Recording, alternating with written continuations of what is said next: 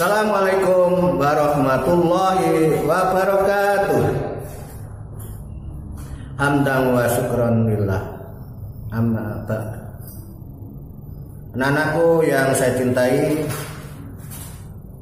marilah kita berdoa terlebih dahulu agar belajar kita atau pelajaran yang kita peroleh nanti ilmunya dapat bermanfaat baik di dunia maupun akhirat. Bismillahirrahmanirrahim. Raditu billahi rabba wa bil islami dina wa bi muhammadin nabiyya wa rasula. Rabbi zidni ilma warzuqni fahma. Amin ya rabbal alamin. Anak-anakku yang saya cintai, marilah kita lanjutkan pelajaran yang lalu. Nabi Muhammad sallallahu alaihi wasallam teladanku. Kalau minggu yang lalu Pak Pi menerangkan tentang kejujuran, sekarang akan menerangkan tentang kasih sayang Nabi Muhammad sallallahu alaihi wasallam. Anak-anak yang saya cintai, salah satu akhlak yang terpuji Nabi Muhammad sallallahu alaihi wasallam yang harus diteladani setiap orang muslim adalah kasih sayang Nabi Muhammad sallallahu alaihi wasallam. Apakah kasih sayang itu? Kasih sayang adalah perasaan senang dan cinta. Saya ulangi, apakah kasih sayang itu? Kasih sayang adalah perasaan senang dan cinta. Nabi Muhammad SAW merupakan pribadi yang penyayang. Pada siapa? Menyayangi keluarganya, menyayangi sahabat-sahabatnya, dan umat manusia. Di Nabi Muhammad SAW sangat menyayangi keluarga, sahabat, dan umatnya. Begitu juga Nabi Muhammad sangat menyayangi orang miskin dan anak-anak, terutama anak yatim. Berikut contoh kasih sayang Nabi Muhammad SAW. Saat hari raya Idul Fitri, Nabi Muhammad SAW bertemu seorang anak yang sedang menangis. Anak tersebut berpakaian kumal. Anak tersebut bersedih karena teringat ayahnya yang telah meninggal dunia, sehingga anak tersebut menangis berseduh-seduh. Nabi Muhammad tahu.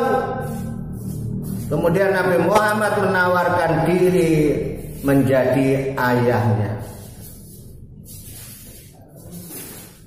Anak tersebut melihat tawaran Nabi Muhammad SAW untuk menjadi ayahnya sangat senang dan mau diajak ke rumah Nabi Muhammad SAW.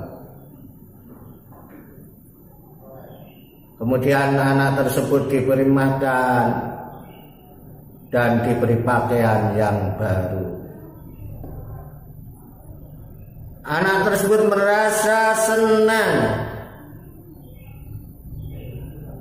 Kemudian bergabung dengan anak-anak yang lain untuk merayakan Hari Raya Idul Fitri dengan ceria gembira. Berikut contoh kasih sayang Nabi Muhammad SAW. Saya ulangi, berikut contoh kasih sayang meneladani Nabi Muhammad SAW. Yang pertama, kakak menjaga adik dengan penuh tanggung jawab. ketika bermain, kakaknya menjaga adiknya, mengajak adiknya untuk bermain dengan menjaga adiknya dengan penuh tanggung jawab agar adiknya tidak jatuh atau tidak kena apa-apa. Selalu dijaganya dengan penuh tanggung jawab. Yang kedua, kakaknya menemani adik bermain dengan sabar, dengan telaten, sabar, sehingga adiknya merasa senang. Yang ketiga, orang tua bekerja keras demi anaknya agar anaknya dapat terpenuhi kebutuhan hidupnya. Di contoh kasih sayang meneladani Nabi Muhammad SAW yang dilakukan, yang pertama ada dilakukan kakak menjaga adiknya, yang kedua kakak menemani adiknya bermain dengan sabar, yang kedua orang tua bekerja keras demi anaknya agar terpenuhi kebutuhan hidupnya. Yang empat, sudah seharusnya anak membalas budi orang tuanya dan harus membantu pekerjaan di rumah untuk merapikan tempat tidur, mencuci pakaiannya sendiri, dan lain sebagainya.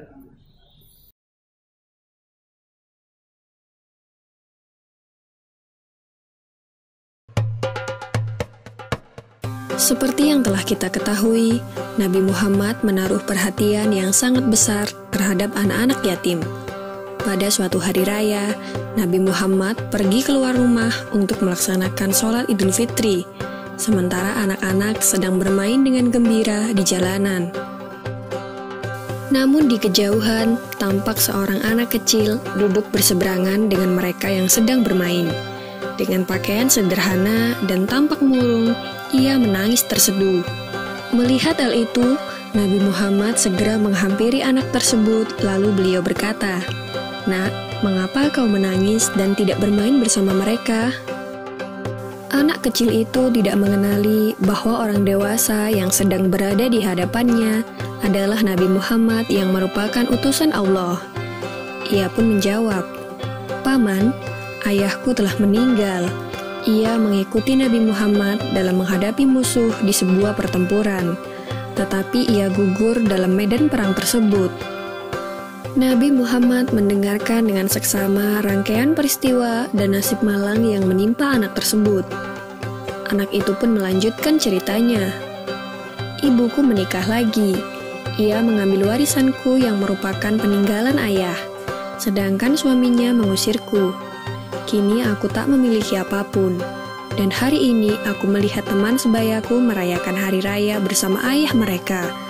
Perasaanku dikuasai oleh kehampaan tanpa ayah, karena itulah aku menangis." Mendengar penjelasan dari anak malang itu, hati Nabi Muhammad runtuh. Ternyata masih ada anak-anak yatim dari sahabat yang gugur membela agama dan Rasulnya di medan perang yang mengalami nasib malang seperti anak itu.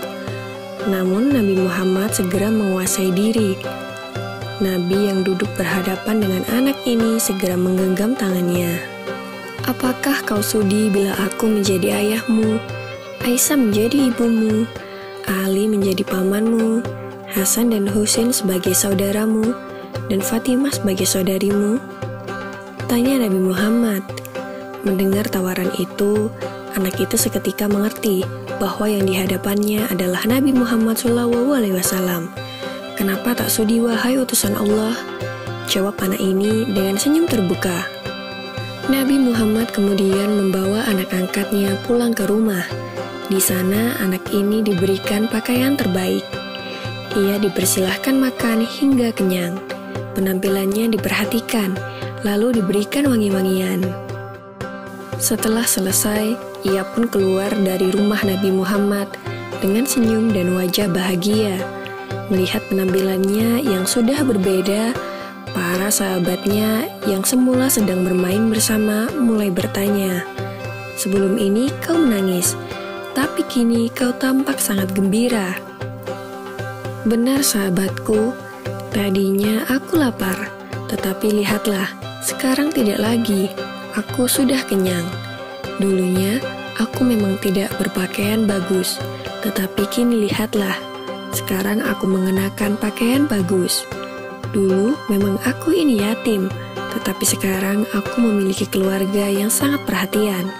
Nabi Muhammad ayahku, Aisyah ibuku, Ali pamanku, Hasan dan Husain saudaraku, dan Fatimah saudariku. Bagaimana aku tidak bahagia?" Mendengar cerita sahabatnya, mereka tampak menginginkan nasib serupa. Sampai salah satu dari mereka berkata, "Coba saja ayah kita juga gugur pada peperangan itu, sehingga kita juga diangkat sebagai anak oleh Nabi Muhammad." Lalu waktu terus berjalan, usia semakin bertambah, kebahagiaan anak ini pun lenyap ketika selang beberapa tahun setelah itu, Nabi Muhammad meninggal dunia. Meratapi kepergian ayah angkatnya yang paling mulia, ia keluar rumah dan bersedih. "Sungguh menyedihkan, kini aku kembali terasing. Aku bukan siapa-siapa lagi. Aku kini menjadi yatim yang kesepian," katanya sambil menangis sedih. Sayyidina Abu Bakar Asy-Syiddiq yang menyaksikan anak ini segera memeluknya.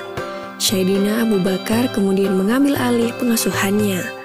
Wallahu alam. Semoga kisah ini dapat mempertebal iman kita dan semakin percaya terhadap kebesaran dan kuasa Allah Subhanahu wa Ta'ala. Amin ya Rabbal Alamin.